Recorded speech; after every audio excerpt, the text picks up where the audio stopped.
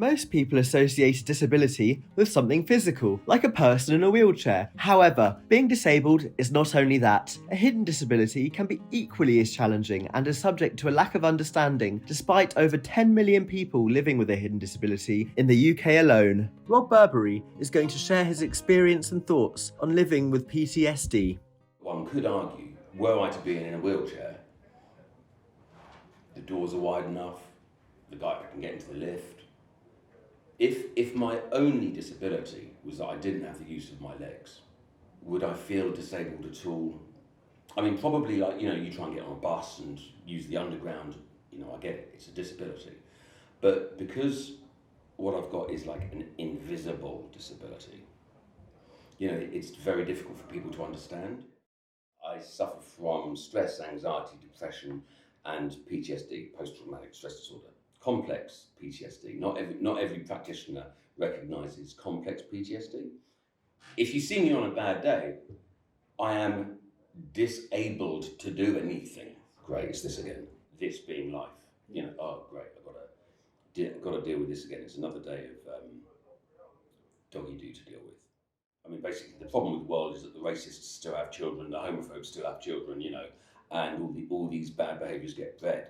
And then you've got woke capitalism, as one academic called it, which is basically, say, popular burger or fizzy drink brands changing their logo to like a rainbow colour, and thinking that ticks the box. And look how diverse we are because we've got sort of 80 people with no arms and another 80 who are gay, and we're brilliant. And actually, this woke capitalism is actually like a real disease because it doesn't. If you go to your employer and you're basically having a rubbish day with depression, the likelihood of your employer saying, "Don't worry, you can go home," I think is the likelihood is probably zero. Although the Equality Act only applies to certain bodies. So, for example, it wouldn't apply to private companies. So then the onus is on the private company to do the right thing, So there's a whole real sort of muddy field of, I think I don't have any faith in companies or public bodies or whoever they may be in doing the right thing, basically. Elderly people suffering with loneliness and financial issues is no new thing. However, since COVID lockdowns and the cost of living crisis, we are seeing more and more elderly in need of help. In southwest London, the Wimbledon Guild is here to help the elderly in times of need. So we're a community charity and we offer practical support and advice to residents in Merton. We do an array of different things, but we do quite a lot of work with older people. We have a timetable of activities for over 50-year-olds. We have a low-cost cafe. We have a befriending service. We offer grief support and talking therapy.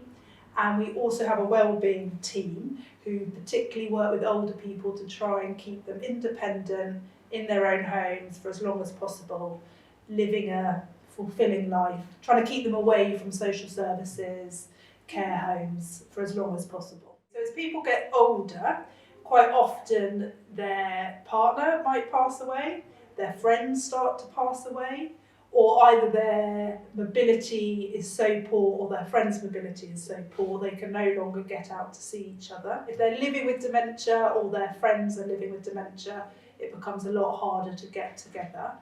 And obviously, as your mobility decreases, it's just practically, physically very hard to get out to places to see one another. Also, living in London, quite often their family might not live nearby, they might be anywhere in the country or the world even. So it's a very sort of gradual process that you can suddenly just find yourself quite lonely. And also if your mobility's deteriorated or you've had a hospital stay or you've been bereaved, your confidence can really get knocked. So again, that can kind of lead people to sort of not want to go out so much. And then suddenly before you know it, you haven't had a conversation or seen anybody for days or weeks.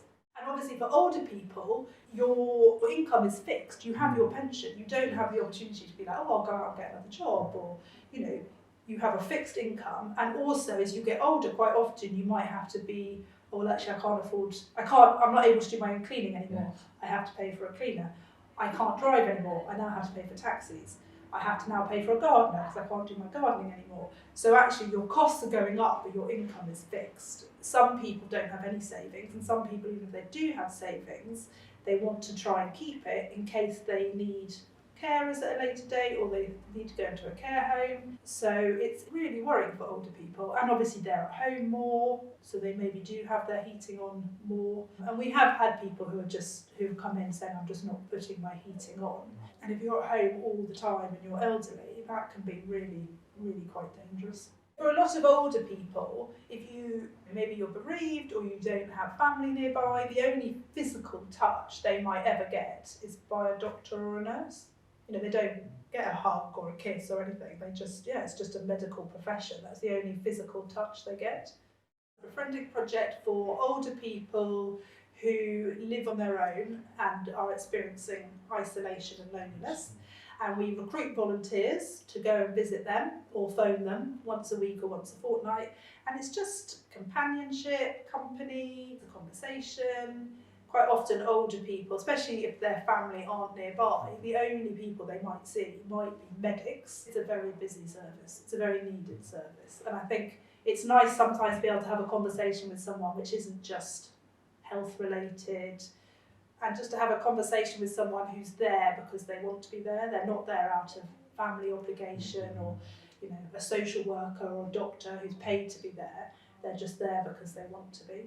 And it can really help make a difference for people's isolation. The majority of disabilities people are not born with.